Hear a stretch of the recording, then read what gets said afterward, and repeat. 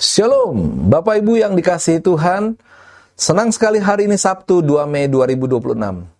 Kita masih dalam pembahasan seminggu bersama Zimri hari yang kedua dengan judul renungan terlalu ambisius. Sebelumnya kita membaca firman Tuhan dari 1 Raja-Raja 16 ayat 9. Zimri, pegawainya yang menjadi panglima atas setengah dari pasukan kereta, mengadakan persepakatan melawan dia. Ambisius bukanlah sesuatu yang salah. Kamus Besar Bahasa Indonesia mengartikan ambisius sebagai berikut: berkeinginan keras mencapai sesuatu, harapan, cita-cita, penuh ambisi. Namun ketika dikatakan terlalu ambisius, maka itu sudah merupakan hal yang salah, karena akan berpusat pada diri sendiri, bukan pada kemuliaan Tuhan. Terlalu ambisius juga akan mengakibatkan kehidupan yang tidak baik, terutama dalam hubungan dengan sesama.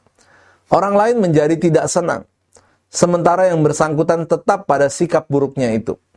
Raja Zimri adalah orang yang terlalu ambisius.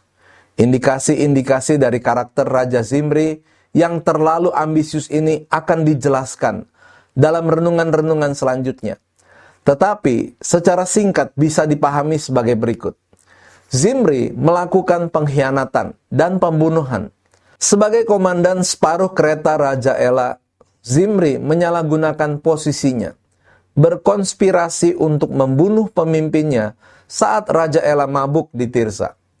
Pengkhianatan Zimri menunjukkan dia ingin mempercepat kehendak Tuhan dengan caranya sendiri. Ini bertentangan dengan firman Tuhan dalam Daniel 2 ayat 21. Zimri merebut kekuasaan dengan kejam. Segera setelah naik tahta, ia mengeksekusi seluruh keluarga Baesa tanpa mengampuni kerabat laki-laki ataupun teman-temannya. Tidak ada rasa belas kasihan sedikit pun dari Zimri, terutama kepada teman-teman Baesa. Zimri fokus pada diri sendiri. Tindakan Zimri didorong oleh nafsu pribadi akan kekuasaan, tanpa menghiraukan Tuhan atau rakyat yang seharusnya ia pimpin. Yang penting bagi Zimri adalah ambisi pribadinya terpenuhi. Pemerintahan Zimri sangat singkat. Karena tindakannya itu, pemerintahannya hanya berlangsung 7 hari. Sebelum akhirnya pasukan di bawah Omri mengepungnya. Ini menunjukkan bahwa orang lain tidak sepakat dengan Zimri.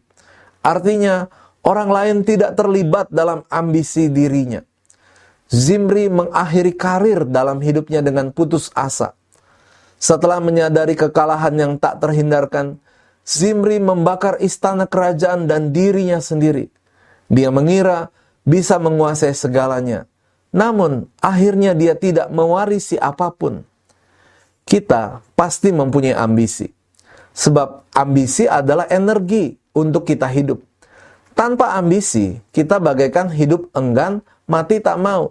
Namun ingat, ambisi yang didorong oleh keegoisan dan keinginan pribadi akan menghasilkan kehancuran.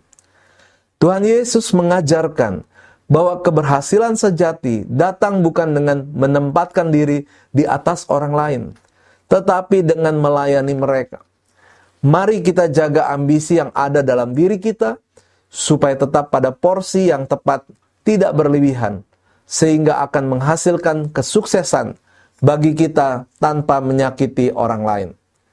Dengan demikian, kita bisa menjadi teladan di dalam mencapai keberhasilan dan olehnya Tuhan dimuliakan.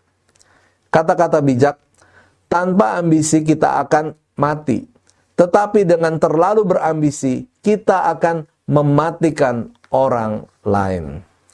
Bapak Ibu, mari kita akan berdoa. Tuhan, mampukan aku untuk menjaga ambisi di dalam diriku, sehingga aku tetap mempunyai semangat untuk berhasil tanpa menghancurkan orang lain. Dalam nama Tuhan Yesus kami berdoa dan mengucap syukur. Amin.